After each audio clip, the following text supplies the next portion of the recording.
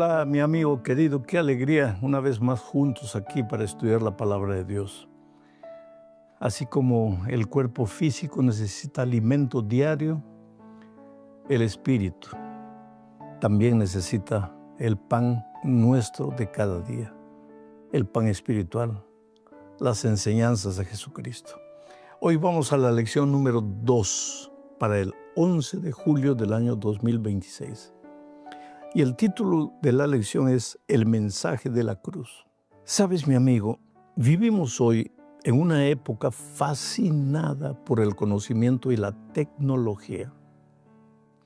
La humanidad ha hecho cosas extraordinarias, como por ejemplo llegar a la luna. Aunque hay gente que cree que el ser humano nunca llegó a la luna, pero llegó. El ser humano de hoy ha desarrollado la inteligencia artificial que es asustadora. Yo me asusto. El ser humano ha logrado descifrar el ADN, ha logrado construir máquinas fabulosas. Sin embargo, sigue sin poder resolver los problemas más profundos del corazón humano, como por ejemplo el pecado. ¿Hay alguna máquina para evitar que tú te arruines la vida? No existe. El ser humano no puede resolver el problema, la culpa, el sufrimiento, la muerte. Bueno, en la lección de esta semana, Pablo presenta algo que parece absurdo para el mundo antiguo y que hoy también parece descabellado para mucha gente. Mira lo que dice aquí en 1 Corintios capítulo 1, versículo 18. El mensaje de la cruz es locura para los que se pierden, pero para los que se salvan es poder de Dios. Oh, mi amigo, la muerte en la cruz siempre fue considerada como algo vergonzoso, cruel y despreciable. Era una muerte planeada para los peores delincuentes. Te voy a explicar un poco la muerte en una cruz. No era una muerte simple, porque el delincuente era clavado vivo en la cruz. Ahora, lo clavaban en sus manos, y tú sabes que las manos no son partes vitales del cuerpo. Lo clavaban en los pies. Y después, clavado en el suelo, levantaban la cruz y lo dejaban colgado ahí. Claro, con el peso del cuerpo del delincuente, las carnes se rasgaban y la sangre salía. A veces salía a borbotones. Pero dependiendo de la resistencia, de la estructura física del delincuente, él podía estar ahí colgado 1 día, 2 días, 3 días, y la ley no le permitía que se le diera comida, que nada. Lo único que la ley permitía es que se le colocase un poquito de vinagre en la boca. Ahí estaba el pobre delincuente. Llegaba un momento en que él decía, por favor, ya mátenme, no me dejen más sufrir, mátenme. Pero el pueblo abajo de la cruz lo miraba y dice, no, tú mereces. Violaste a mi hija, pues muere, reviéntate, sufre, llora. Era la muerte peor, estaba destinada para los peores delincuentes y era una muerte cruel. Y ahora prenden a Jesús y lo condenan a morir como el peor de los delincuentes, la cruz. Entonces, ¿cuál es el mensaje de la cruz para nosotros hoy? Oh querido, la muerte de Cristo en la cruz, que el mundo consideró una derrota y una vergüenza y un acto grotesco, esa muerte Dios transformó en la mayor victoria de la historia. La victoria de la justicia sobre el pecado y de la vida sobre la muerte. Con esto en mente, vamos a la primera parte de este estudio bajo el subtítulo de El Evangelio de la Cruz. Pablo afirma que Cristo lo envió a predicar el Evangelio y que el centro de ese Evangelio era la cruz. Para el cristianismo no era una simple filosofía o un sistema moral. Era la historia de un Salvador crucificado. Por eso, cuando Pablo llegó a Corinto, decidió no saber alguna cosa sino a Jesucristo y a este crucificado. Es que la cruz revela dos realidades al mismo tiempo. Primero, lo terrible que es el pecado, porque si el pecado no fuese terrible, Cristo no habría muerto esa muerte vergonzosa. Pero la cruz revela otro aspecto, lo inmenso que es el amor de Dios. Porque si el pecado pudiera resolverse fácilmente, Cristo no habría tenido que morir en la cruz. Pero si por otro lado Dios no nos amara infinitamente, tampoco habría ido a la cruz. A modo de ilustración, veamos lo siguiente. Un padre, vamos a decir, observa cómo su hijo cae a un río caudaloso. Ahora, el padre podría quedarse a la orilla explicando teorías sobre natación, pero el amor lo impulsa a lanzarse al agua para rescatarlo. Bueno, la cruz es Dios lanzándose al río de nuestra desgracia para salvarnos de la corriente del pecado que nos llevaba. Y hay algo más que es necesario saber. En el mensaje de la cruz hay mucho poder. Por eso Pablo afirmó en Romanos 1:16 lo que te voy a leer. Dice, porque no me avergüenzo del Evangelio, porque es poder de Dios para salvación de aquellos que creen, al judío primeramente y también al griego. Te voy a explicar. El mensaje de la cruz es poder al que cree. No importa si es judío, no importa si es griego, si es peruano, si es japonés, si es chino. El mensaje de la cruz es poder al que cree. Poder. En griego la palabra poder, dunamis, de donde viene nuestra palabra dinamita. El evangelio es dinamita en las manos del que cree. ¿Y para qué sirve la dinamita? Cuando tú estás abriendo una carretera, encuentras de repente una roca que no se puede remover. Ahí colocas la dinamita, prendes la mecha, sales corriendo. La dinamita explosiona, la roca se hace pedazos y tú pasas. ¿Sabes cuál es el mensaje de la cruz? En esta vida, mientras te diriges a tu hogar verdadero, de donde nunca deberías haber salido, mientras estás en el desierto de esta vida, vas a encontrar obstáculos, rocas gigantescas que van a impedir tu victoria, tu triunfo. No tengas miedo. Echa mano de la dinamita del Evangelio, el poder del Evangelio. Bueno, ahora vamos a la segunda parte de esta lección, bajo el subtítulo Necedad para los que perecen. Para comenzar esta parte, leamos primera a los Corintios capítulo 1, versículo 18. Dice así, porque la palabra de la cruz es locura a los que se pierden, pero a los que se salvan, esto es, a nosotros, es poder de Dios. Pablo aquí en este texto explica que muchos consideraban el mensaje de la cruz una locura. La palabra traducida en este texto como locura, en el original griego tiene el sentido de necedad. Incluso algunas versiones la traducen así, necedad. Nuestra versión la traduce como locura. Quiere decir insensatez, terquedad, no querer entender. ¿Pero por qué? Es que los griegos admiraban la filosofía, los romanos vivían fascinados por el poder y los judíos esperaban un Mesías conquistador, pero ninguno de ellos esperaba un Salvador crucificado, muriendo la peor de las muertes que podría haber. Por eso el mensaje de la cruz parecía absurdo, loco, necio. Querido, la cruz continúa siendo incomprensible hoy. Para mucha gente parece locura. Hay personas que, algunos dicen, la religión es para gente débil. Otros, la ciencia ha reemplazado la fe. Otros, no necesito un salvador. Pero el problema humano sigue siendo el mismo. La inteligencia puede construir un hospital, pero no puede perdonar un pecado. La tecnología puede prolongar la vida, pero no puede vencer la muerte. Se cuenta la historia, por ejemplo, de un hombre perdido en el desierto. Había rechazado el mapa que podía salvarlo porque le parecía demasiado simple. Prefirió confiar en sus propias ideas y murió intentando encontrar un camino mejor. Oh, querido, Muchas personas hoy rechazan la cruz porque parece demasiado sencilla, pero Dios escogió precisamente ese camino para salvarnos. En esencia, el mensaje es que tú estás perdido, no puedes hacer nada. Inténtalo, querido. Usa tu fuerza, voluntad, dominio propio. Ve a una escuela de recuperación, promete una vez, otra vez. Ahora sí acabó, nunca más. Tú no puedes.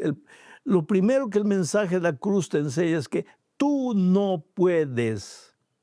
Porque si tú pudieras, Cristo no hubiera venido a morir en la cruz del Calvario. ¿Por qué murió? Porque tú no puedes. En segundo lugar, aunque tú no puedes, Cristo sí puede.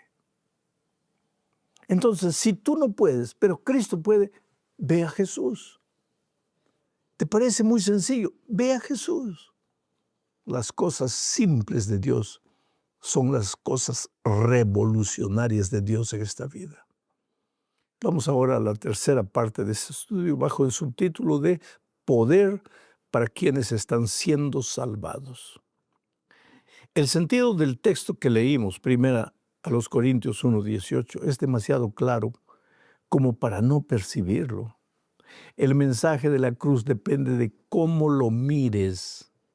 Es una locura para quienes se rebelan contra Dios, pero es poder para quienes anhelan su salvación.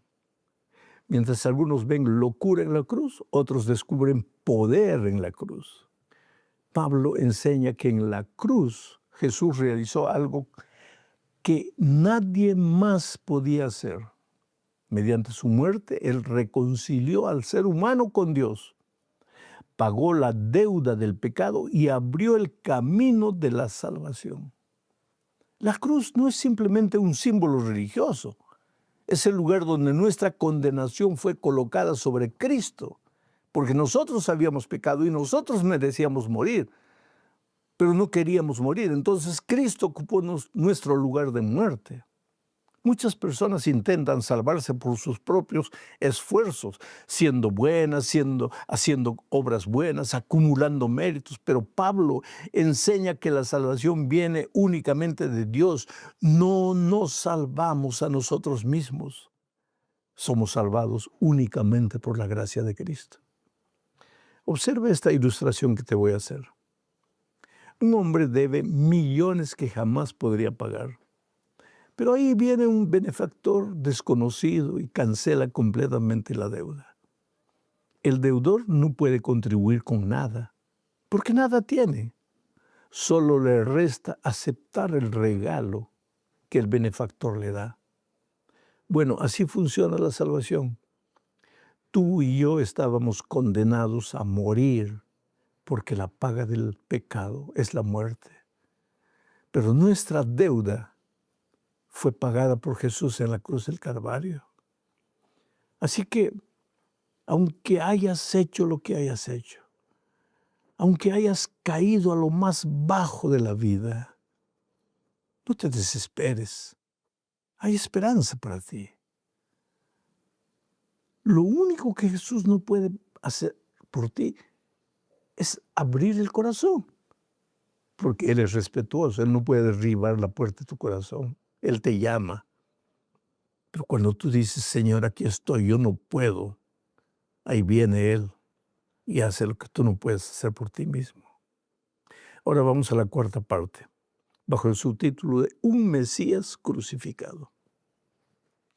Quizás este sea el aspecto más sorprendente del Evangelio. Los judíos esperaban un rey victorioso, un Mesías libertador. Los griegos esperaban un sabio filósofo. Pero Dios envió un Salvador crucificado. La cruz rompió todas las expectativas humanas. A veces nosotros también queremos que Dios actúe según nuestros planes. Esperamos soluciones inmediatas, milagros instantáneos o respuestas visibles. Pero querido, Dios muchas veces obra de manera que no entendemos. Volvamos los ojos al Calvario. El Calvario parecía una derrota a los ojos de los hombres, una tragedia. Sin embargo, era la más extraordinaria victoria de todos los tiempos. Es que así son las cosas con Dios.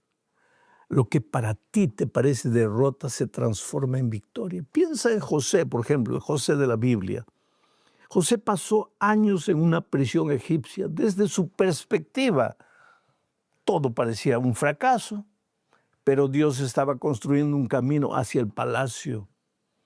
Lo mismo sucede muchas veces en tu vida. No siempre comprendes lo que Dios está haciendo, pero Él sigue guiando tu historia. Así que no te desanimes. Tal vez en este momento tú no veas salida, está todo oscuro, pero confía en Dios. Pero ¿cómo puedo confiar si no veo salida? Justamente por eso tienes que confiar en Él. Porque si tú vieras salida, pues tú humanamente intentarías salir, pero como no ves nada, te entregas a Dios y le dices, Señor, no puedo. Y cuando tú dices no puedo, ahí está el poder del Espíritu contigo, el poder del Evangelio. Vamos a la última parte bajo el subtítulo de Cristo, poder y sabiduría de Dios. Mira, Pablo concluye afirmando que Cristo es poder de Dios y sabiduría de Dios. La sabiduría humana no pudo resolver el problema del pecado. Los filósofos tampoco pudieron hacerlo. Los imperios no pudieron hacerlo. La educación no pudo hacerlo. Solo Cristo pudo hacerlo. La cruz demuestra que Dios es más sabio que todos los hombres. Lo que parecía debilidad era en realidad poder. Lo que parecía derrota era en realidad victoria. Y lo que parecía fracaso era salvación. Cuando David salió al encuentro de Goliat, parecía el más débil. Toda la lógica humana indicaba que perdería, pero Dios estaba con él. Pues así ocurrió en la cruz. El enemigo creyó haber vencido. El cielo parecía guardar silencio. Sin embargo, en aquel aparente fracaso de Dios, el Señor estaba derrotando al pecado para siempre. La lección de esta semana nos deja 3 grandes enseñanzas. Primero, la cruz debe ocupar el centro de nuestra fe. No somos salvos por nuestras obras, sino por Cristo crucificado. Segundo, la sabiduría humana tiene límites. Puede resolver muchos problemas, pero no el problema del pecado. Tercero, lo que parece debilidad para el mundo es poder para Dios. La cruz demuestra que Dios obra de maneras muy distintas de las nuestras. Cuando Pablo observó los problemas de Corinto, no propuso más filosofía ni más debates. Presentó a Cristo crucificado. Bueno, la solución para el corazón humano sigue siendo la misma hoy. No es una teoría, no es una ideología, no es un sistema religioso, es una persona, es Cristo. Y cada vez que miramos a la cruz descubrimos nuevamente cuánto nos ama Dios y cuánto estuvo dispuesto a hacer para salvarnos. Algunos me preguntan, ¿qué haremos en la eternidad si no habrá trabajo? En primer lugar, ¿quién te ha dicho que no habrá trabajo? Solo que el trabajo no tendrá el efecto cansador que tiene ahora, agotador, estresante. Será un placer, un privilegio. Pero ¿qué haremos además de trabajar? Estudiaremos el tema de la salvación. Y la eternidad toda no será suficiente para entender cómo Cristo te amó. Tú no lo entiendes. Con tu cabecita de ser humano tú no lo puedes entender. Pero cuando caminas por los caminos del mal, tú tal vez no sufres porque estás cauterizando tu conciencia, pero Cristo sufre por ti. Cómo te ama, cómo quiere ayudarte, cómo quiere rescatarte. Y Él ya hizo en la cruz todo lo que tenía que hacer. Por eso desde la cruz yo creo que Jesús miraba al futuro y te veía. Y Él pensaba, ¿qué más puedo hacer para salvarte? Estoy muriendo, ¿qué más puedo hacer para salvarte? Nada. Entonces corre a los brazos de Jesús y entrégate. ríndete a Él. Ve cómo estás. No trates de cambiar solo. Él te ama. Que tengas una semana bendecida. Un abrazo. Si Dios parece que no hace nada, no es porque no tenga la capacidad de hacer algo. Es porque te ama y te espera. Porque cuando Dios te ve, no te ve como lo que eres. Las personas te ven como eres y te juzgan. Te juzgan por tu ropa, te juzgan por el color de tu piel, te juzgan por tu apellido, te juzgan por tu dinero, por tu empleo, por tu título profesional. Pero Dios no. Dios te ve como una piedra bruta, pero no te ve como la piedra bruta. Te ve como el diamante que existe dentro de ti. Porque aunque tú creas que tú no vales nada, aunque tú creas que nunca vas a hacer nada, aunque tú veas un monte de defectos en tu vida, dentro de ti hay un diamante precioso. Y cuando Dios te encuentra en los caminos de la vida, ve ese diamante que nadie ve.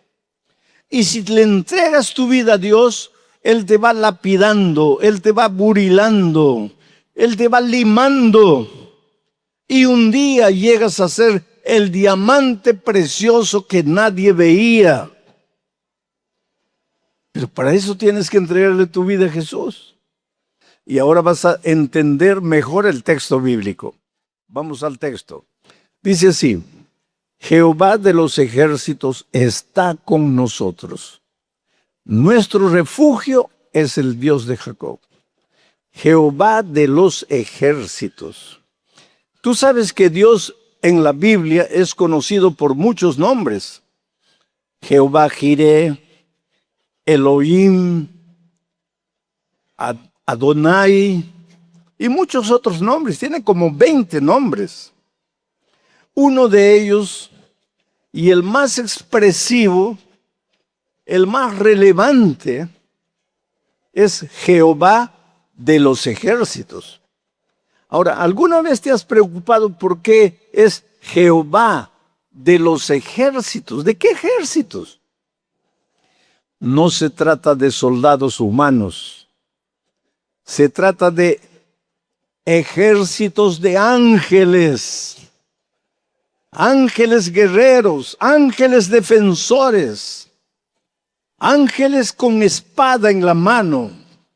No una espada para matar, una espada para defender al pueblo de Dios. Si Dios quisiera que todos los, ¿qué palabra voy a usar? Todos aquellos que contumaces, rebeldes, malignos, que se ríen de Dios, se ríen de la Biblia, se ríen del pueblo de Dios, se ríen de tu fe, se burlan de ti en el trabajo, en la calle, ofenden a Dios a veces con palabras soeces. No sé si te has dado cuenta cómo hoy día en la televisión se ridiculariza a Dios. En los TikToks, cómo se ríen de Dios. Y si los ángeles quisieran, pues toda esa gente estaría muerta en un instante. Yo siempre cuento la historia de que cuando muchos años atrás, yo era director de jóvenes, había un adolescente de 16 años, líder de un grupo de adolescentes rebeldes que no obedecían a los padres, ¿no? ¿Sabe lo que hacían? Arrancaban hojas de la Biblia. Dicen que el papel Biblia es el mejor papel para envolver macoña. Y este papel no encuentras en las librerías. Entonces, para ellos era más fácil comprar una Biblia. Las Biblias están subsidiadas por la sociedad bíblica. Arrancaban la hoja, envolvían ahí la marihuana y fumaban. Y entonces un día me dijeron, ¿por qué no habla con esos muchachos? Y yo fui. Ahí estaban todos ellos, ¿no? En esos tiempos eran los tiempos de los jeans con unos botapiés anchos, cabello largo, todo así, ¿no? La época de la música de discoteca, de John Travolta, de esos tiempos antiguos, ¿no? Y cuando llego a ellos, le digo, muchachos, pero no pueden hacer eso. ¿Qué no podemos? ¿Cómo van a arrancar hojas de la palabra de Dios para fumar marihuana? Eso es un desrespeto completo a Dios. Y el líder de ellos me mira y dice, ¿qué Dios? Digo, ¿cómo que Dios? El Dios que te creó, el Dios que te cuida. Tú estás vivo porque Dios existe y porque Dios te ama. Y él dice, será tu Dios. Yo no tengo Dios. Yo no creo en Dios. Para mí Dios no existe. Chiquillo de 16 años. Le digo, pero ¿cómo te atreves a decir que Dios no existe? Estás vivo porque Dios existe. Y entonces él me desafía y dice, si Dios existe, le doy 30 segundos para que me quite la vida. Y comienza a controlar el tiempo. 1, 2, 3, 4, 5, 25, 30. Y no pasa nada. Y él me vino todo socarrón. Y me dice, ¿y dónde está tu Dios? Y yo no soy Dios, yo soy un ser humano. Y yo a veces me molesto. Y ahí me molesté. Y no dije nada, pero en mi corazón le dije, Dios mío, está bien, no lo mates. Pero por lo menos dale una bofetada, tíralo al suelo, haz alguna cosa. ¿Cómo un muchacho de 16 años te va a estar desafiando de esa manera y tú no haces nada? Pero es que Dios es Dios, querido. Entonces ese Jehová de los ejércitos podría destruir a la humanidad rebelde en un segundo. Pero es que Dios ama a los seres humanos, aunque sean rebeldes, aunque sean malos, aunque sean crueles, aunque sean violentos, injustos. Dios ama al ser humano con un amor que el hombre nunca podrá entender. Dios te ama. Ezequiel dice, no quiero la muerte del impío. ¿Quién es impío? Ya te has puesto a pensar, ¿quién es un impío? Impío no es el pecador. Impío es el pecador malo, contumaz, rebelde, que hace el mal y para él el mal que está haciendo le parece bien. Ese es el impío. Y Dios dice, no quiero la muerte del impío. Lo que quiero es que se arrepienta y vuelva. Así que, si Dios parece que no hace nada, no es porque no tenga la capacidad de hacer algo. Es porque te ama y te espera. Porque cuando Dios te ve, no te ve como lo que eres. Las personas te ven como eres y te juzgan. Te juzgan por tu ropa, te juzgan por el color de tu piel, te juzgan por tu apellido, te juzgan por tu dinero, por tu empleo, por tu título profesional. Pero Dios no. Dios te ve como una piedra bruta, pero no te ve como la piedra bruta. Te ve como el diamante que existe dentro de ti. Porque aunque tú creas que tú no vales nada, aunque tú creas que nunca vas a hacer nada, aunque tú veas un monte de defectos en tu vida, dentro de ti hay un diamante precioso. Y cuando Dios te encuentra en los caminos de la vida, ve ese diamante que nadie ve. Y si le entregas tu vida a Dios, Él te va lapidando, Él te va burilando. Él te va limando y un día llegas a ser el diamante precioso que nadie veía. Pero para eso tienes que entregarle tu vida a Jesús, porque Él, solo Él, puede lapidarte. La universidad no cambia tu vida, te da conocimiento, pero no cambia tu vida. Los viajes por el mundo te pueden dar cultura, pero no cambian tu vida. El dinero te puede dar poder, pero no cambia tu vida. Sigues siendo infeliz, sigues siendo malo, sigues siendo violento. Te casas y tu matrimonio no dura por causa de tu carácter deformado, porque lejos de las manos de Dios eres piedra bruta. Pero no estás condenado a ser piedra bruta para el resto de la vida. Si te entregas a Jesús, Él es capaz de lapidarte, de darle forma a tu vida deformada. Así que Jehová de los ejércitos es el Dios de los ejércitos de los ángeles, dispuestos a correr en tu ayuda. Cuando tú llegas a un punto en tu vida en que dices, estoy perdido, ya luché con todas mis fuerzas, ya no puedo hacer más nada, ya hice todo lo que podía hacer, ya lo único que me resta es la muerte. En ese momento el ángel del Señor acampa alrededor de los que le temen y los defiende. Eso es Jehová de los ejércitos. Es por eso que los hijos de Natán escriben este versículo, porque el rey Sennacherib, el diablo, estaba ahí en la frontera amenazando, te voy a destruir, no va a quedar ni raíz ni rama, voy a acabar con todos ustedes. Pero entonces el pueblo de Dios en medio de la dificultad canta. ¿Y qué canta? Jehová de los ejércitos. Pero lo que importa no es Jehová de los ejércitos. Lo que realmente es Jehová de los ejércitos está con nosotros. Porque ¿de qué te vale Jehová de los ejércitos si tú no lo has aceptado? Si tú no le has entregado tu vida. Pero cuando está contigo, no hay diablo que te pueda destruir. No hay brujería que te pueda hacer mal. Yo estaba saliendo en la ciudad de El Salvador, allá al norte de Brasil, de mi hotel, hace muchos años.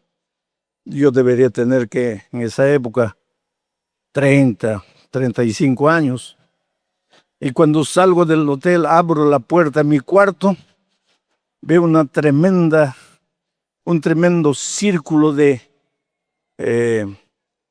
ceniza de cigarro y en el centro una canasta abierta y hay un sapo agonizando, porque al pobre sapo le habían clavado agujas en el riñón, en el pulmón, en el hígado, en las articulaciones. El pobre sapo se movía de una manera grotesca, un sapo gigante.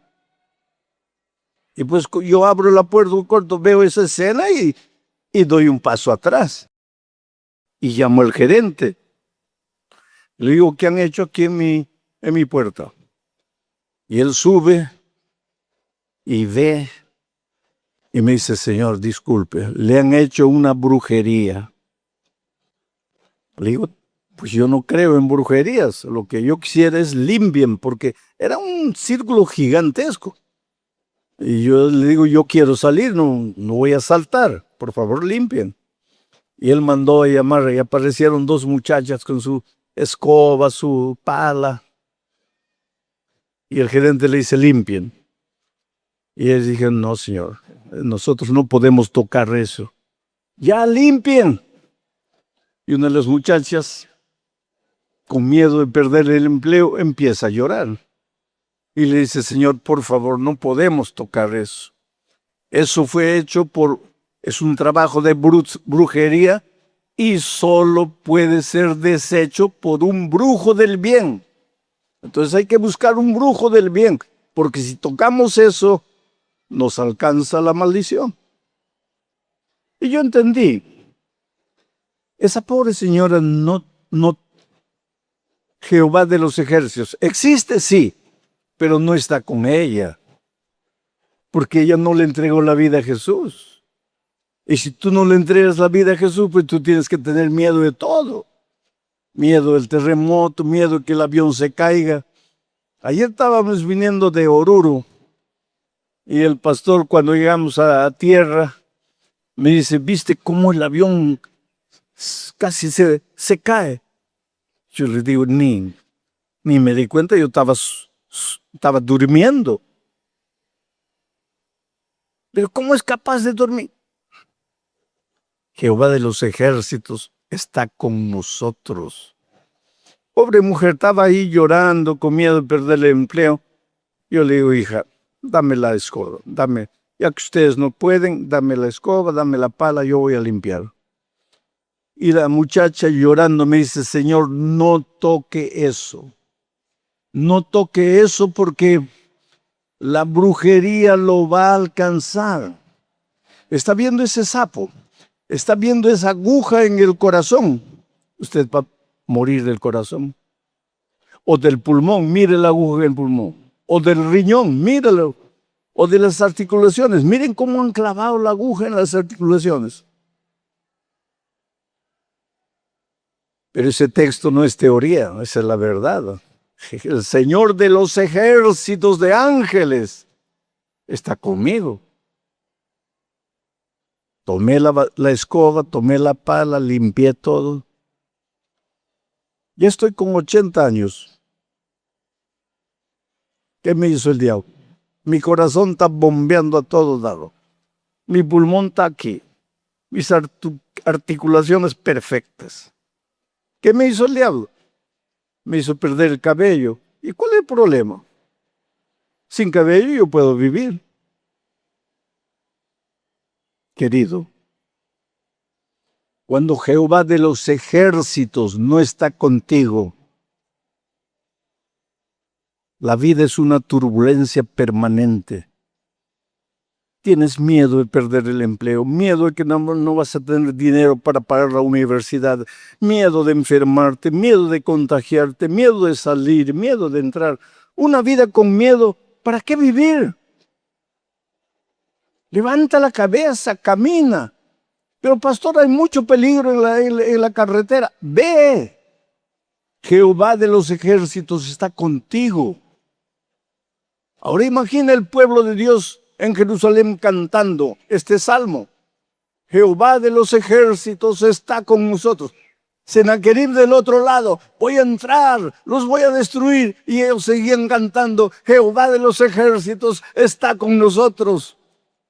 Que venga enfermedad, que venga plaga, que venga pobreza, que venga desempleo, que venga lo que sea, Jehová de los ejércitos está con nosotros. Eso es lo que tienes que cantar en tu corazón. Pero el mensaje no termina ahí. Dice, nuestro refugio. ¿Para qué es un refugio? Un escondite. Métete ahí. Escóndete. Nuestro refugio es el Dios de Jacob. ¿Quién es el Dios de Jacob? Jehová de los ejércitos. ¿Y de qué forma Él va a estar contigo? Cuando tú corres y te escondes en Él, te refugias en Él. El Dios de Jacob. ¿Por qué se menciona aquí al Dios de Jacob? ¿Tú te acuerdas de Jacob? ¿Tú te acuerdas de Jacob cerca del río Jaboc? Aquella noche que estaba regresando para la casa e hizo pasar por el río a sus esposas, sus hijos, su ganado, y él se quedó solo a las orillas del río Jaboc y comenzó a orar y a decir, Señor, mañana me voy a encontrar con mi hermano. Pero yo engañé a mi hermano y engañé a mi padre y por eso tuve que huir. Y ahora estoy regresando. Mi hermano, ¿me habrá perdonado? ¿O mañana cuando me vea me va a matar? Oh Señor, soy un pobre pecador. ¿Qué hago? Ayúdame. Tú sabes que el peor juez de esta vida es nuestra propia conciencia. El enemigo hace de todo para que tú caigas, y una vez que caíste, es el primero en venir y decir: no vales para nada, eres un pobre pecador, ¿para qué vas a la iglesia? Hipócrita, mentiroso, lárgate de la iglesia, ¿qué haces en la iglesia? Y lo peor es que tú le haces caso. Ven a Jesús como estás. Jacob aquella noche estaba ahí, dice que comenzó a orar: Señor, dame tu perdón, dame tu perdón, dame tu perdón. Y no sentía que estaba perdonado. Oh Señor, ven, quiero verte, perdóname. He sido un mentiroso, he sido un engañador, por favor, perdóname. Inclusive su nombre Jacob quería decir usurpador, mentiroso, engañador. Yo soy Jacob, oh Señor, ten piedad de mí.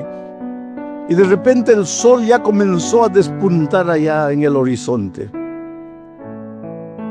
Llegó, la historia dice que llegó un ángel. Y él comenzó a luchar: Señor, dame tu bendición, perdóname. Toda la noche luchando con el ángel. Y cuando el sol despuntó, el ángel le dijo: mira, ya me voy, tengo que irme. Y Jacob se agarró con todas sus fuerzas y le dijo: Señor, yo no te dejaré si no me bendices. Y llorando le dijo: Señor, bendíceme, porque yo no me levanto de mis rodillas si no me bendices.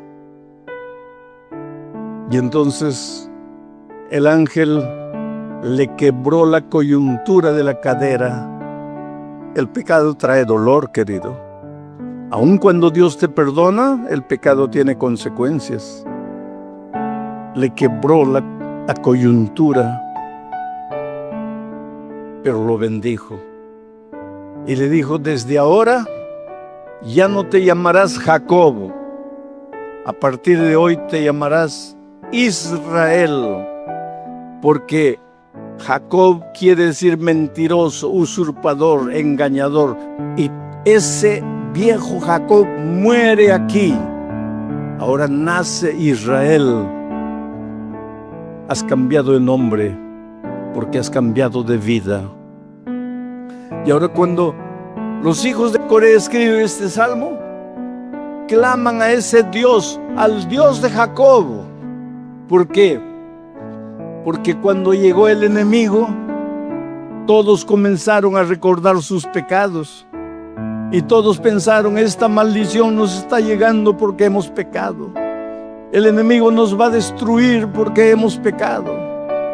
Aun cuando ellos cantaban diciendo: Jehová de los ejércitos está con nosotros, la conciencia les decía: ustedes pueden decir Jehová de los ejércitos, pero ustedes son un bando de pecadores, hipócritas.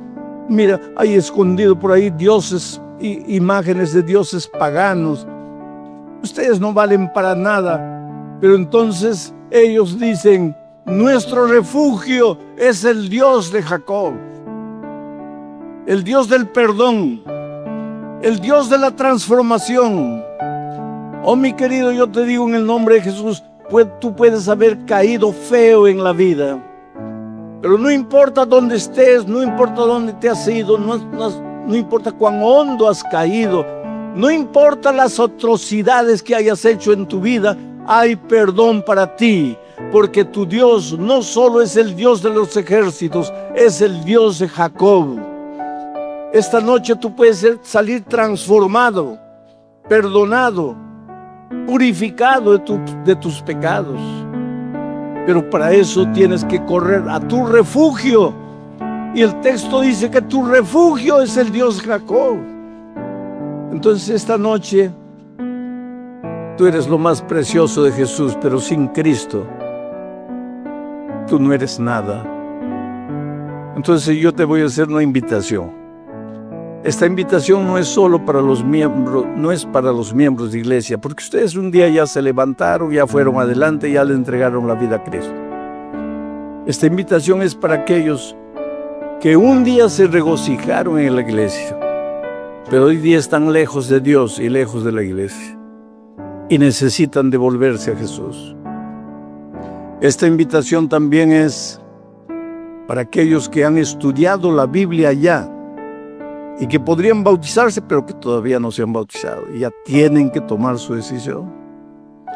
Y esta invitación es finalmente para todos aquellos que todavía no conocen a Cristo, no conocen la Biblia, no conocen la palabra de Dios, pero quisieran entregarse a Jesús y decirle: Señor, a partir de hoy yo quiero conocer más la palabra de Dios.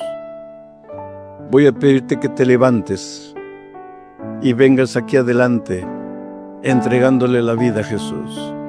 No importa en cuál de esos tres grupos estés, si sientes que el Espíritu de Dios está trabajando en tu corazón, levántate y ven. ¿Quién es la primera persona que quisiera levantarse esta noche y venir aquí? Gloria a Dios. Déjate traer por el Espíritu Santo. Lentamente ven a Jesús.